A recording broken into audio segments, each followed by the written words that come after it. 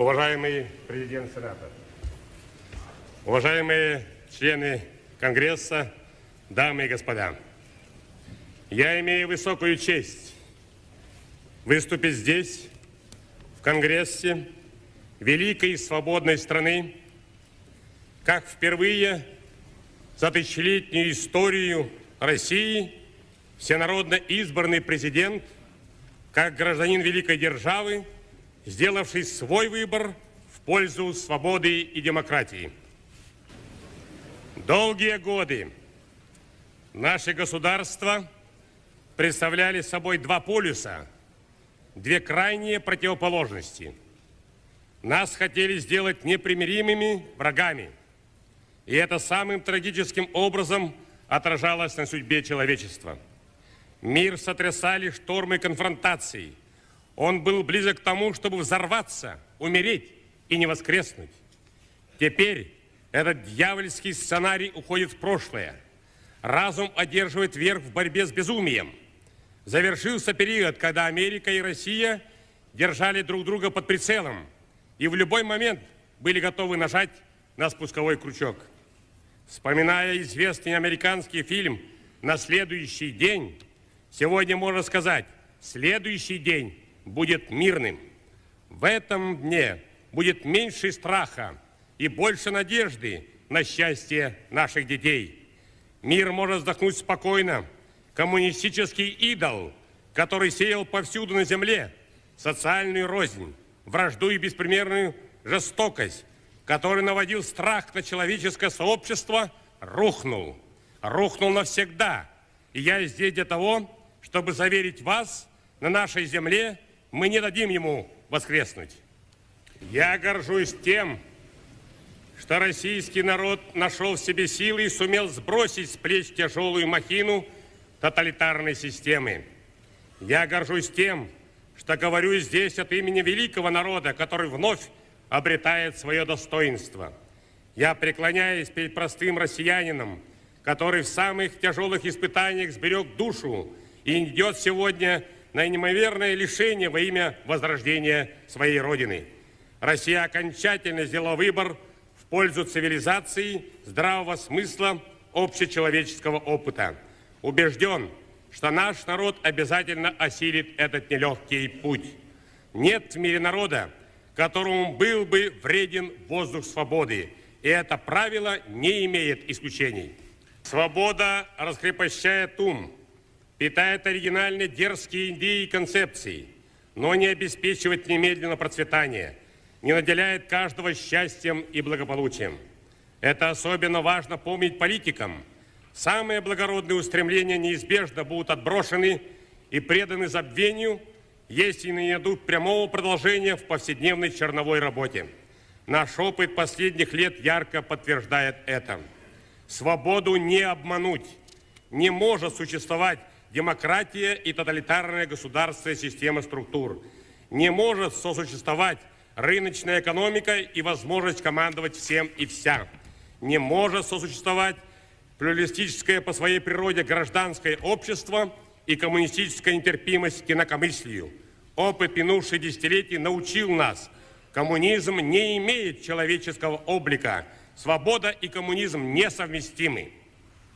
Вы помните август прошлого года, когда в течение 3 дней над Россией висела черная тень диктатуры.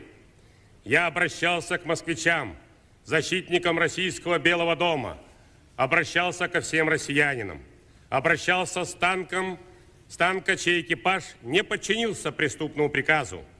Скажу искренне, тогда у меня было чувство страха, но чувство страха не за себя.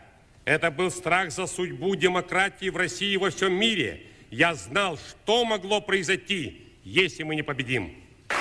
Граждане России защитили свою свободу и не допустили, чтобы 75-летний кошмар повторился вновь.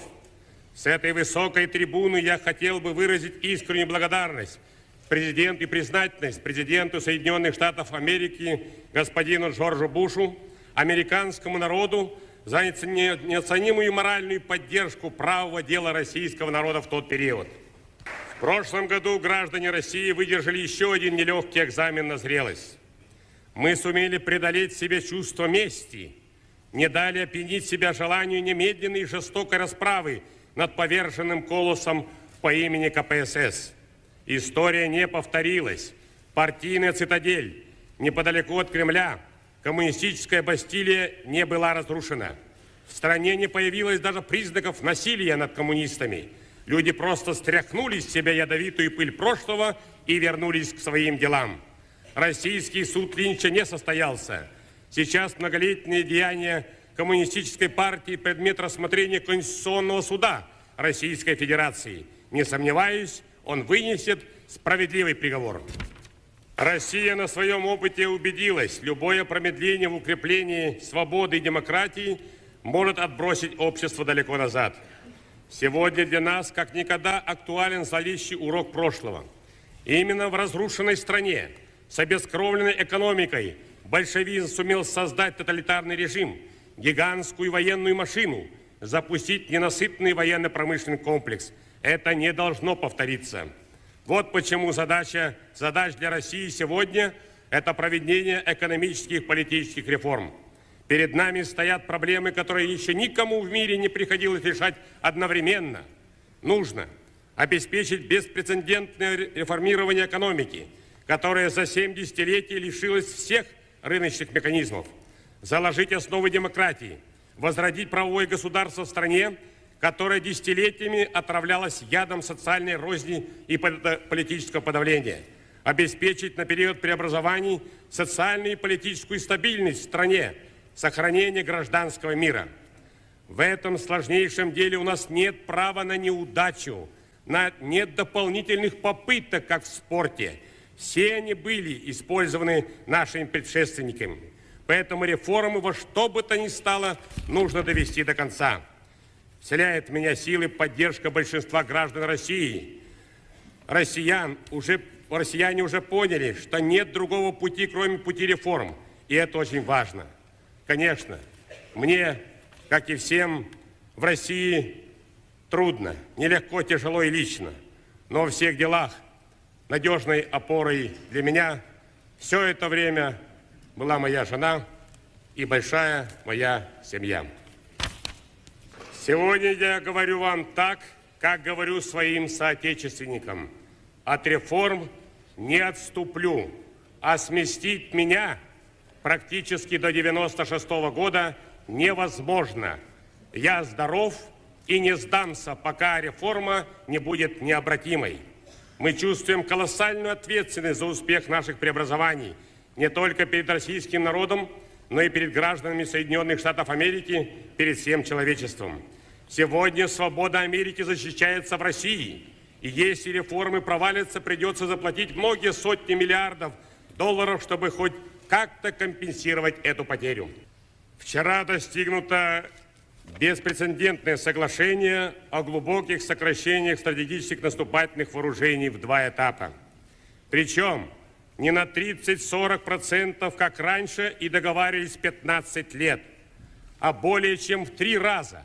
С 21 тысячи боеголовок до 6-7 тысяч договорились всего за 5 месяцев эту всю работу провести к 2000 году. Я очень надеюсь, что мы с Бушем доживем до этого года. Мы просто не имеем права похоронить эту уникальную возможность. Тем более, что сегодня судьбы ядерного оружия и российских реформ, призванных навсегда устранить возможность тоталитарной диктатуры в России, оказались столь драматически связаны. Заявляю вам, у нас есть твердая решимость и политическая воля идти вперед. И мы доказали это на деле. И именно Россия покончила с имперской политикой и признала первыми независимость республик Прибалтики. Россия была в числе основателей Содружества независимых государств, которое преградило путь неконтролируемому распаду бывшей империи, отвело опасность всеобщей межнациональной бойни. Россия предоставила реальные права своим автономиям, подписан федеративный договор, и наше государство избежало участи Советского Союза, Россия сохранила свое единство. И именно Россия существенно замедлила скорость маховика милитаризации и делает все, чтобы остановить его. Я ответственно заявляю, мы, не дожидаясь подписания договора или соглашения, приступили уже, и подтвердит здесь министр обороны России присутствующий, к снятию из боевого дежурства ракет тяжелых СС-18, нацеленных на Соединенные Штаты Америки. Россия привела в соответствии с торжественными декларациями последних лет свою практическую политику в отношении ряда стран. Мы прекратили поставки вооружений в Афганистан, где в мясорубке бессмысленной военной авантюры погибли тысячи граждан России и афганцев. Лишившись внешних подпорок, марионеточный режим в Афганистане рухнул. Мы устранили известные перекосы в отношениях с Кубой. Теперь эта страна – один из наших партнеров в Латинской Америке. Мы торгуем с ней на общепринятой взаимовыгодной основе по мировым ценам. И именно Россия раз и навсегда отбросила практику двойных стандартов во внешней политике. Мы не намерены больше лгать ни своим партнерам по переговорам, ни российскому, ни американскому, ни какому другому народу. С такой практикой покончено навсегда. Это касается экспериментов с бактериологическим оружием и известных теперь фактов по американским военнопленным, корейскому Боингу и многое другое. Этот перечень можно было бы продолжить. Открываются архивы КГБ и бывшего ЦК КПСС. Более того, мы приглашаем Соединенные Штаты и другие государства к сотрудничеству в расследовании этих темных страниц бывшей империи. Обещаю вам, будет просмотрен каждый документ в каждом архиве, чтобы выяснить судьбу каждого американца, пропавшего без вести. Я, как президент, вас заверяю, если хоть один американец был задержан у нас, и его еще можно найти, то я его найду. Я верну его семье. Я благодарю вас за аплодисменты. I thank you for the applause. Я видел, что встали все. I could see everybody rise. Но кое-кто из ставших сегодня на страницах американской печати заявил, что пока Ельцин не найдет последнего американца и его судьбу, давайте не принимать закон о поддержке свободы. Также понимать. Раньше говорили, что этого вопроса не существует. Ельцин открыл архивы, пригласил вместе с американской комиссией действовать дальше и докопаться до судьбы каждого американца, а его предупреждают сейчас. Нет, ты сначала эту работу сделай, а потом мы решим и примем закон о поддержке свободы. Мне это непонятно. Мы предприняли новые реальные шаги для того, чтобы существенно облегчить контакты российских и зарубежных деловых кругов. Издан законодательный документ, в соответствии с которым иностранные граждане, приватизирующие тот или иной объект и сооружение в нашей стране, получают в собственность также и участок земли, на котором он расположен. Принят законодательный акт о банкротстве.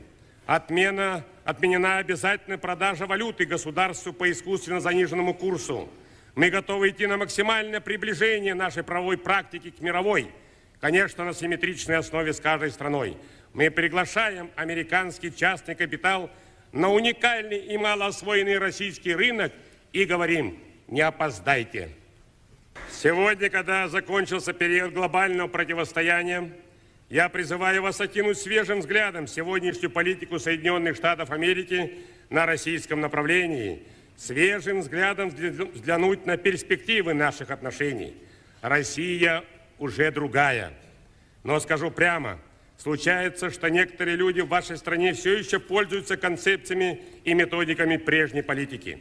Бывает, что старые, вызванные к жизни иной эпохой подходы, искусственно подгоняется под новые реалии. Впрочем, все это в равной мере относится и к нам. Давайте вместе учиться разрешать споры на самой эффективной демократической основе, по-партнерски. Это и в духе американского и русского характера. Тогда отпадут многие проблемы, которые сегодня тормозят обоюдовыгодное сотрудничество между Россией и Соединенными Штатами, в том числе и по вопросам законодательской практики. Оно не потребует бесполезных жертв, а наоборот, позволит более эффективно решать и ваши, и наши проблемы. И прежде всего создаст новые дополнительные рабочие места не только в России, но в Соединенных Штатах Америки тоже. История представляет нам шанс воплотить в жизнь мечту президента Вильсона – сделать мир безопасным для демократии. Более 30 лет назад президент Соединенных Штатов Кеннеди обратился к человечеству со словами: «Мои сограждане во всем мире, не спрашивайте, что Америка может сделать для вас. Спросите, что все мы вместе можем сделать во имя свободы человека». Мне думается, что его дерзновенный призыв вместе пойти по пути создания демократического мира адресован прежде всего нашим народам, народу Америки, народу России. Партнерство и дружба двух крупнейших демократических государств для укрепления демократии – это воистину великая цель. Вступая в мировое сообщество, мы хотим сохранить свою индивидуальность, особенности, своего характера, свою историю, развить культуру, укрепить духовные устои народа. Нам близко предостережение великого русского философа Бердяева: отрицание России во имя человечества есть ограбление человечества. Но Россия в одинаковой мере не стремится преобразовать мир по своему образу и подобию, не навязывать и принуждать, а щедро делиться, обмениваться опытом, духовными ценностями, душевным теплом. Вот фундаментальный принцип новой России. В традициях русского характера народа отвечать добром на добро. Это основа основ российской жизни, основополагающая истина, которой учит великая русская культура. Свободная демократическая Россия сохранит свою преданность этому завету. Сегодня свободная демократическая Россия протягивает руку дружбы американскому народу. Волей народа России я предлагаю вам и в вашем лице народу Соединенных Штатов стать на путь партнерства во имя свободы и справедливости в 21 веке. Российско-американский диалог пережил не один драматический момент. Но народы России и Америки никогда не воевали друг с другом. Даже в самые черные периоды наша любовь была сильнее нашей ненависти. Говоря об этом, мне хотелось бы вспомнить о событиях 50-летней давности. Тогда шла небывалая в истории мировая война. Россия, истекавшая кровью, весь наш народ с надеждой ждали открытия Второго фронта. И он был открыт. Прежде всего, благодаря активной позиции президента Рузвельта, всего американского народа. Иногда я думаю, если бы сейчас, как и в годы той войны, был открыт второй, но мирный фронт в борьбе за демократические рыночные реформы, успех им был бы обеспечен раньше. Конечно, первым шагом на этом пути могло бы стать принятие Конгрессом закона о поддержке свободы, который мы так ждем. Сегодня законодательные акты в пользу реформ значат гораздо больше, чем долларовые инъекции. Позвольте выразить надежду, что американский Конгресс – авторитетный защитник свободы и на этот раз не изменит своему стратегическому курсу.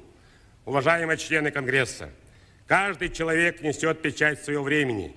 Ни для кого не делается исключение, ни для рядового гражданина, ни для президента. Многое пережито, многое переосмыслено. И вот сейчас хотел бы закончить свое выступление словами из песни американского композитора российского происхождения Ирвина Берлина. «Господи, благослови Америку». И добавлю к этому и Россию.